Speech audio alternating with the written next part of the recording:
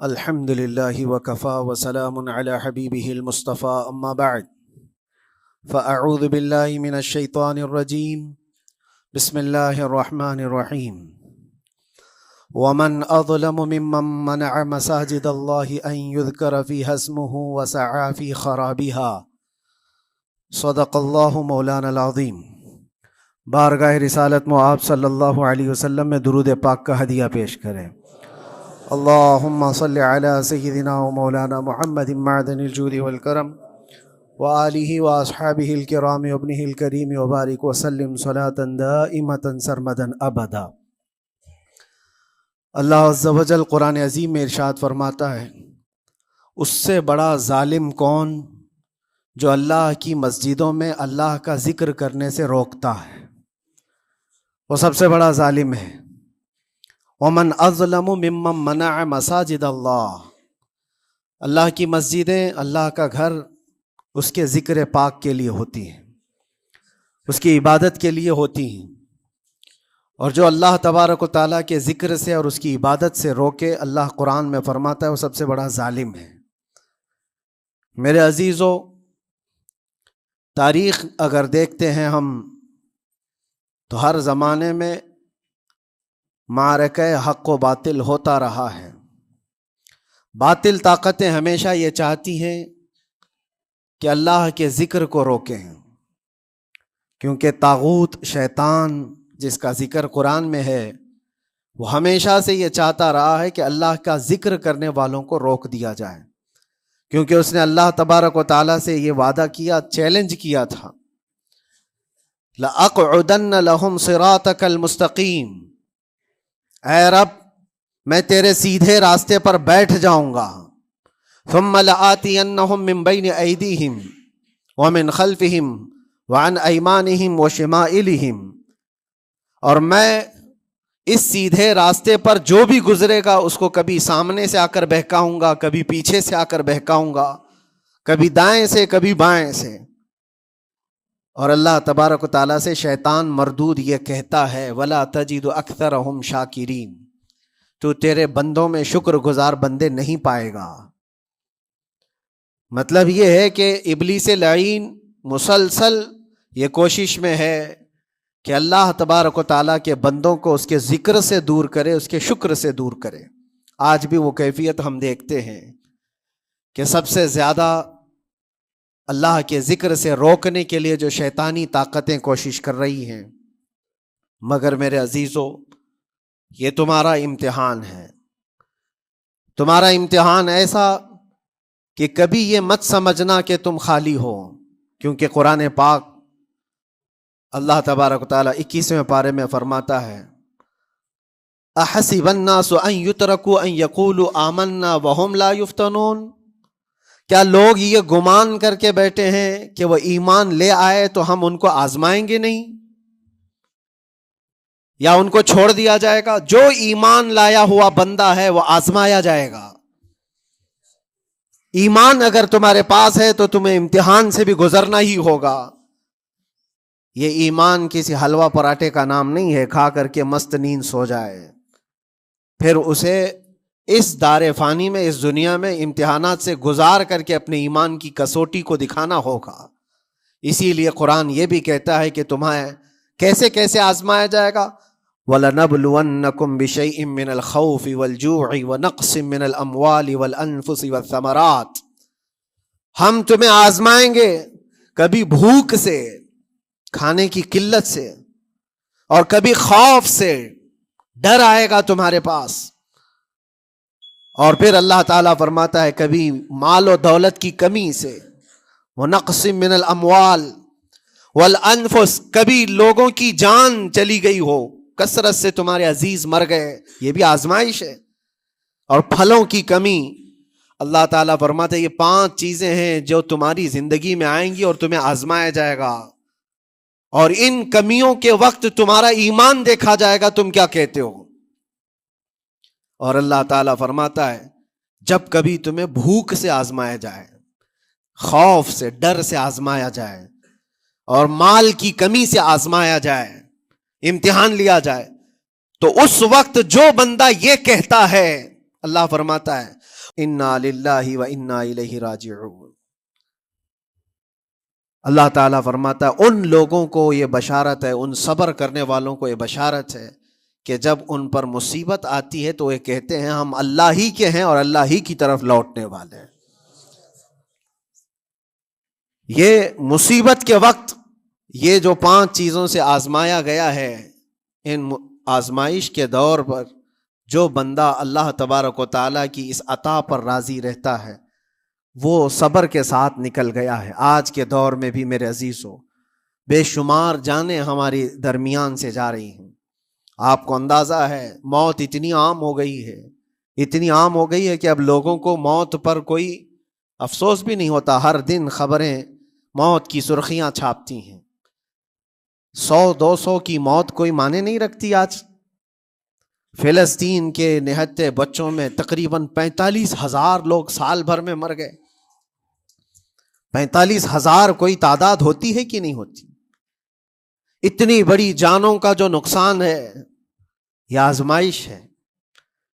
اور یہ جانوں کے ذریعے سے آزمائش تھی. مال کی کمی کی آزمائش تو ایسی ہے، ملک شام، یمن، بہت سارے ایسے ٹوٹے پھوٹے علاقے، عراق، جہاں پر لوگ کھانا اور دوائیوں سے جوجھ رہے ہیں اس طرح سے کہ وہ گھاس کھانے پر مجبور ہیں.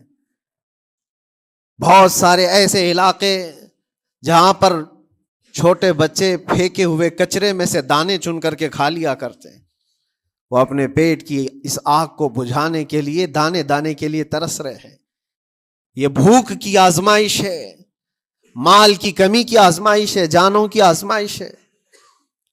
عزیزان گرامی وقار، اور پھر خوف کے ذریعے سے جو آزمائش ہے وہ ہم دیکھ رہے ہیں. آج خوف ظالموں کے ذریعے سے تم پر مسلط کیا جائے گا. ہر آدمی ڈرا سہما ہوا، ہر آدمی اپنے اندر ایک ڈر لیے بیٹھا ہے کہ نکلوں گا تو کیا ہو جائے گا. ان سب کے درمیان اللہ کی بارگاہ میں سجدہ ریز ہونے کا نام ایمان ہے. سب حالات ہوں گے اس طرح سے، اور انہی حالات کے درمیان جو بندہ اپنا سر جھکاتا ہے مولا کریم کی بارگاہ میں وہ ایمان والا ہے. آؤ اگر ایمان کی کمال کی مثال دیکھنا ہے تو کربلا کے میدان میں کون کون سی آزمائشیں تھی. بھوک کی بھی آزمائش ہے، پیاس کی بھی آزمائش ہے، جان کی بھی آزمائش ہے، خوف کی بھی آزمائش ہے. سب چیزیں ایک ساتھ کربلا کے میدان میں آئی. رسول اللہ کے گھرانے پر، اہل بیت پر وہ کیسا عظیم امتحان تھا جب وہ 72 لوگوں کا 82 لوگوں کا قافلہ بھوک اور پیاس سے جوجھ رہا ہو. 3 دن سے ان کے اوپر کھانا اور پانی بند ہو، اور ان شہزادوں کے ایمان میں ذرا برابر بھی فرق نہیں آتا. نہ ان کے ایمان میں، نہ حوصلے میں، نہ ہمت میں فرق آتا ہے. 3 دن کے بھوکے اور پیاسے باطل سے نپٹنے کے لیے کس طرح سے کمر بستہ ہے. یہاں تک کہ بھوک کی شدت ایسی تھی کلیجہ منہ کو آئے. 6 ماہ کا بچہ بھی روتے روتے زبان جس کی سوکھ گئی ہو، وہ ماں جو بچے کو دودھ پلاتی ہے اس کے سینے سوکھ چکے ہوں، دودھ ختم ہو چکا ہو ماں کے پستانوں میں، کیسی قلت ہوگی. پانی کا ایک قطرہ ان کے گھر تک نہیں پہنچ پاتا. ماں اپنے بچے کو دودھ نہیں پلا سکتی تھی. اس سے زیادہ کیا آزمائش تھی یہ بھوک اور پیاس کی آزمائش. پھر جانوں کی آزمائش تو ایسی، اللہ اکبر. 56 سال کی عمر کا وہ شہزادہ عالی وقار، سیدہ کائنات فاطمۃ الزہرا کا نور نظر، امام عالی مقام سید الشہداء امام حسین رضی اللہ تعالیٰ عنہ، جب میدان کربلا میں لاشوں کو اٹھاتے تھے، کتنی لاشیں اٹھائی، کبھی بیٹے کی، کبھی بھتیجے کی، کبھی بھانجے کی، کبھی بھائیوں کی، کبھی عزیزوں کی. میاں ہم اپنے گھر سے نکلنے والے ایک جنازے کو اٹھاتے ہیں تو 8 دن تک ہمارے اندر سے ہوش نکل جائے. کوئی اپنے بچے کو اپنے ہاتھوں سے دفن کر کے دیکھے پھر کیفیت پتہ چلتی ہے. امام حسین نے ایک نہیں اپنے لاڈلوں کی لاشیں اس طرح سمیٹی ہیں. ان کے جوان بیٹے علی اکبر کو جب شہید کر کے گھوڑے دوڑائے گئے تھے جسم کے اوپر سے، ٹکڑے الگ ہو چکے تھے، اس کو سمیٹتے ہوئے کون بیٹھا ہے؟ رسول اللہ کا نواسا. اور 6 ماہ کے بچے کو ہاتھ کے اندر ظالموں نے تیر سے ایسا مارا تھا کہ حلقوم پہ چلا گیا ہو، اور 6 ماہ کے علی اصغر کا خون جب امام حسین کے چہرے پر اچھل جاتا ہو، کسی باپ کے ہاتھ میں بیٹا وفات کر جائے اور پھر وہ لے کر کے خیمے میں آئے اور ادھر سے بلکتی ہوئی ماؤں کو اور بہنوں کو بھی دیکھے، ان میں بھی صبر کی تلقین دے. کبھی کبھار میں سوچتا ہوں اللہ یہ کیسے امتحانات سے گزرا تھا فاطمہ کا لال، کیسے امتحانات سے. بھوک اور پیاس کی شدت الگ، یہ جانوں کی شدت، جانوں کے جانے کا غم الگ، عزیزوں کی لاشوں کو اٹھانے کا بوجھ الگ، پھر اس پر 22,000 کا لشکر جرار سامنے، اس کا خوف لوگوں کے اوپر ڈالا جا رہا ہے. عزیزان گرامی وقار، یہ سب چیزیں کیا امام حسین کے قدموں کو ڈگمگا گئیں؟ کیا ان کے خاندان والوں کو بکنے پر مجبور کر دی؟ کیا انہوں نے سمجھوتے کر کے اپنا سب کچھ بیچ ڈالا؟ ایک خیمے کا بچہ بھی، خیمے کا ایک بچہ بھی امام حسین کا نکل کر کے آیا ہو تو مجھے تاریخ بتا دو. بلکہ تاریخ تو آج یہ کہتی ہے سر داد نہ داد دست در دست یزید، حقا کے بنا لا الہ است حسین. سر دے دیا مگر ہاتھ یزید کے ہاتھ میں نہیں دیا. حق تو یہ ہے کہ لا الہ کی جڑ کا نام حسین ہے. آج وہ امتحان قیامت تک کی تمہارے ساتھ ہوتا رہے گا، قیامت تک تمہارے ساتھ یہ آزمائش ہوتی رہے گی، کبھی بھوک سے، کبھی ڈر سے، کبھی جانوں کے نقصان سے. لیکن پھر تمہیں دیکھا جائے گا تم بکتے کتنے ہو، نکلتے کتنے ہو، ہواؤں کے پجاری کتنے ہیں، خواہشات نفس کو ماننے والے کتنے ہیں، اپنے کمفرٹ زون میں جینے کے لیے ایمان کا سودا کرنے والے لوگ کتنے ہیں. یہ آزمائش ہوتی رہے گی میرے عزیزو. ایمان اس کا نام نہیں ہے کہ تم گھر میں آرام سے بیٹھے رہو گے اور کوئی امتحان نہیں ہوگا. امتحان تو ہوگا، آزمائش تو ہوگی. آج جو بھی حالات ہیں اس پر میں یہی کہوں گا، ایک بات ہو سکتا ہے کروڑوں مسلمانوں کے دلوں میں آج یہ نروس پن آئے، اتنے برے حالات ہوتے ہیں، اللہ ہمارے ساتھ ہے یا نہیں؟ اللہ ہمارے ساتھ ہے یا نہیں؟ ایمان ہمارا صحیح ہے یا نہیں؟ اسلام صحیح ہے یا نہیں؟ یہ شک بھی شیطان تمہارے دل میں ڈالتا ہے. کبھی تمہارے اوپر مصیبتوں کے پہاڑ ٹوٹ جائیں تو شک ڈالتا ہے شیطان تاکہ تمہارا ایمان ڈگمگا جائے. میرے عزیزو، مسلمان ہونے کا مطلب یہ نہیں ہے کہ تم صرف محلات میں جیو گے اور تخت و تاج کے مالک ہی رہو گے، ایسا نہیں ہے. ایمان والوں کو احد میں 70 جانیں بھی دینی پڑی ہے.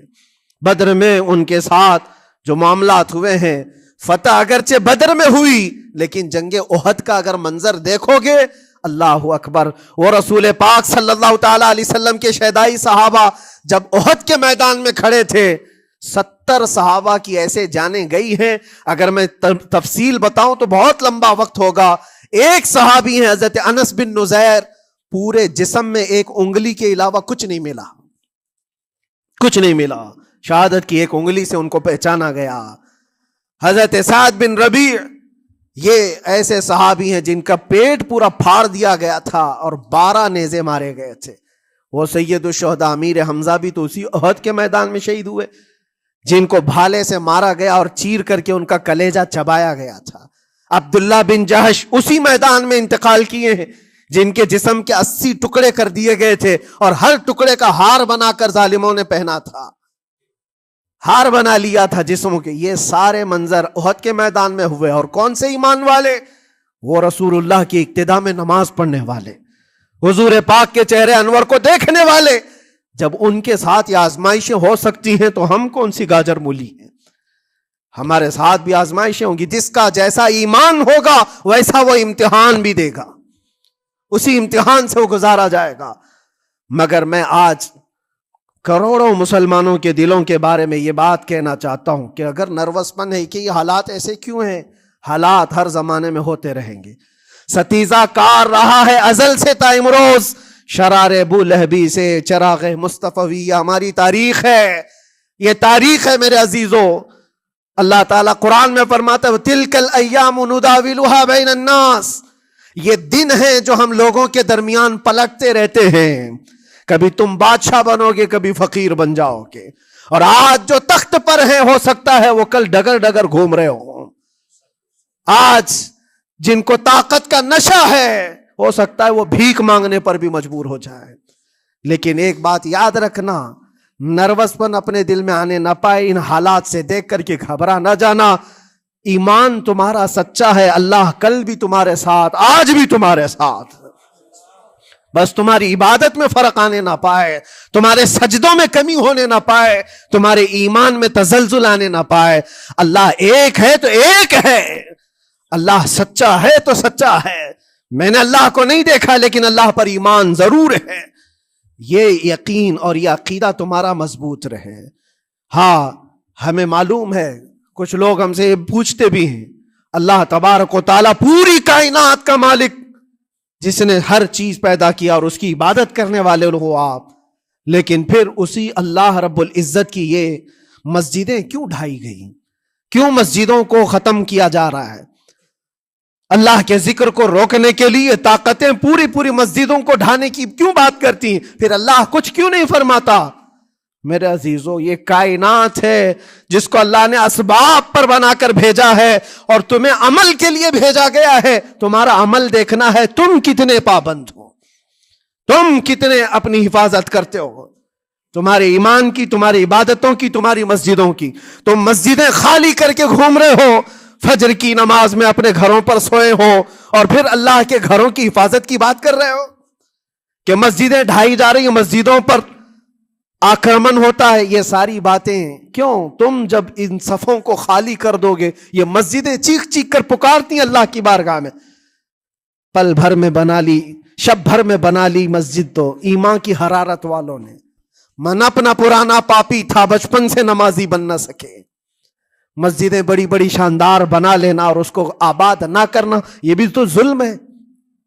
آپ ان مسجدوں کی حفاظت کی جو بات کر رہے ہیں، ان مسجدوں کی حفاظت صرف کمیٹیاں بنانے سے نہیں ہوتی، نمازوں سے ہوتی ہے، اس کے اندر تلاوت قرآن سے ہوتی ہے. عزیزان گرامی، اور پھر یہ بات ان ظالموں کے لیے کہ اگر وہ ہاتھ لگا کر مسجدوں کو اٹھانا پھینکنا اس کو اپنی طاقت کا ذریعہ سمجھتے ہیں تو سمجھ لو تھوڑے دن کی بات ہے.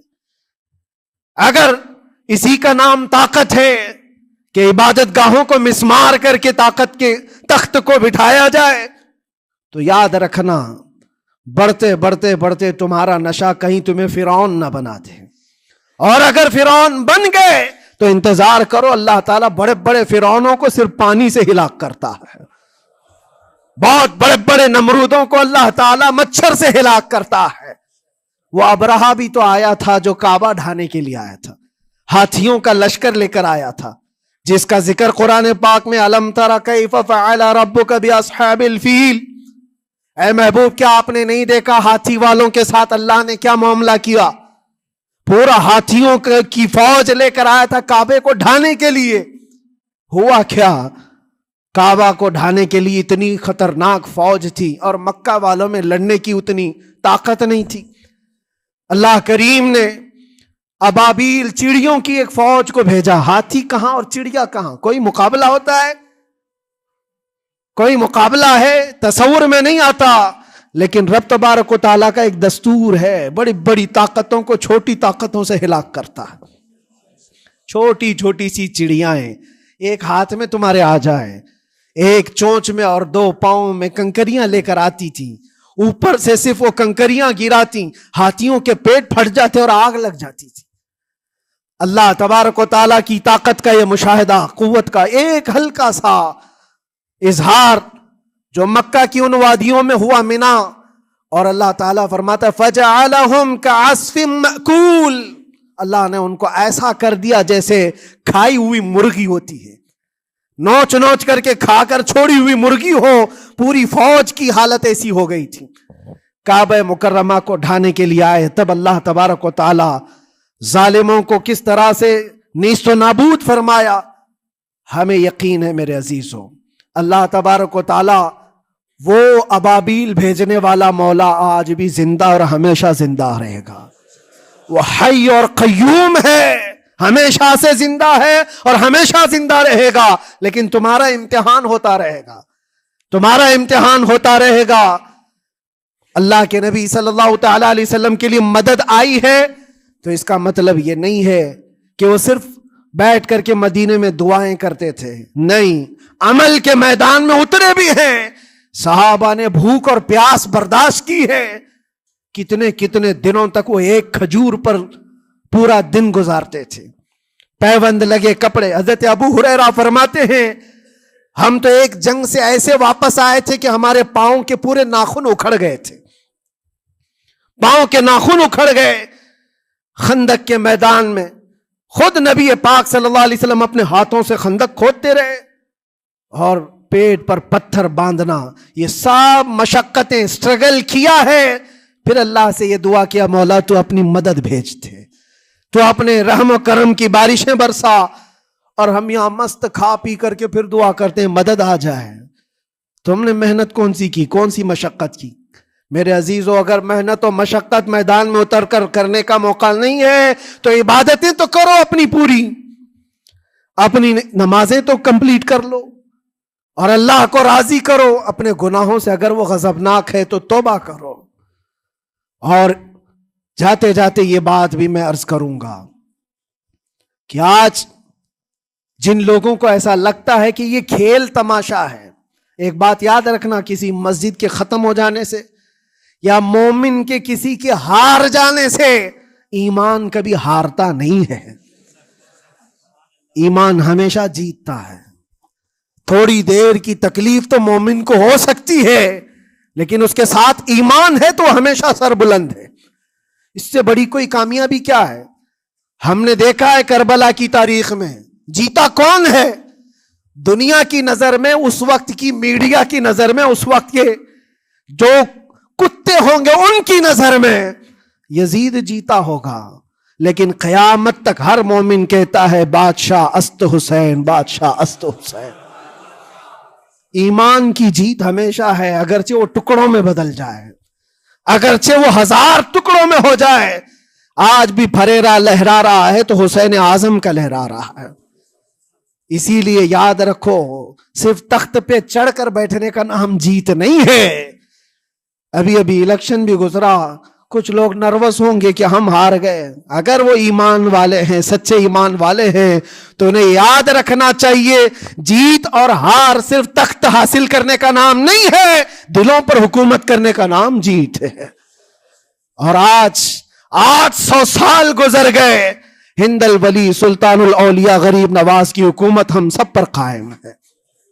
کس بات کی حکومت ہے یہ دلوں کی حکومت ہے۔ اور وہاں جو ہاتھ لگانے کی کوشش کر رہا ہے وہ اپنے ہاتھوں کو بچا لے، آگ تمہارا انتظار کر رہی ہے، آگ تمہارا انتظار کر رہی ہے۔